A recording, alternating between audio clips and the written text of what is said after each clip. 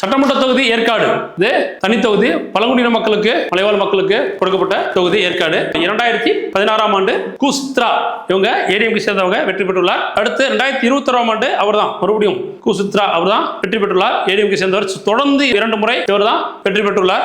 இந்த தொகுதியை பொறுத்தளவு ஆஸ்பர் 2025ஆம் ஆண்டு ஜனவரி நிலவரப்படி 2,86,314 வாக்குகள் இருந்துள்ளன. 2026ஆம் ஆண்டு எஸ்ஆர் டிராட் படி 2,63,724 ஓட்டுகள் தற்போது உள்ளன.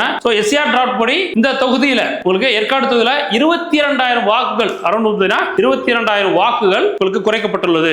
இந்த தொகுதியை பொறுத்தளவு 9 முறை அதிமுக வென்றுள்ளது, 3 முறை காங்கிரஸ் வென்றுள்ளது, 4 முறை திமுக வென்றுள்ளது. இந்த தொகுதி தற்போது நிலவரப்படி உங்களுக்கு அதிமுக சாதகமான தொகுதியாக உள்ளது.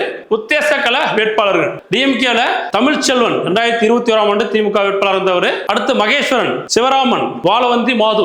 இவங்க எல்லாருமே தற்போது வேட்பாளருக்கு வந்து ட்ரை பண்ணிட்டு இருக்காங்க. ஏடிஎம்கேல சித்ரா சிட்டிங் எம்எல்ஏ அவங்க மறுபடியும் கண்டிப்பா கேட்பாங்க.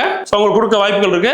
அது மட்டும் இல்லாம சாந்தவல்லி, சிவசக்தி, ரவிச்சந்திரன் இவங்க 2 பேரும் இந்த தொகுதியை கேட்டுட்டு இருக்கிறாங்க. பின்னாடி யாருன்னு ஃபைனல்ஸ் பண்ணி பார்க்கலாம். அடுத்து வாக்கு வங்கி இந்த தொகுதியை பொறுத்தளவு மலைவாழ் மக்கள், மலைவாழ் தொகுதி, மலைவாழ் மக்கள் அதிகமாக இருக்காங்க. அடுத்து பட்டியல் சாதியினர் இருக்காங்க, பன்னியர், கவுண்டர் இருக்காங்க. இந்த தொகுதி அதிமுகவுக்கு சாதகமான தொகுதியாக தற்போது வரை உள்ளது.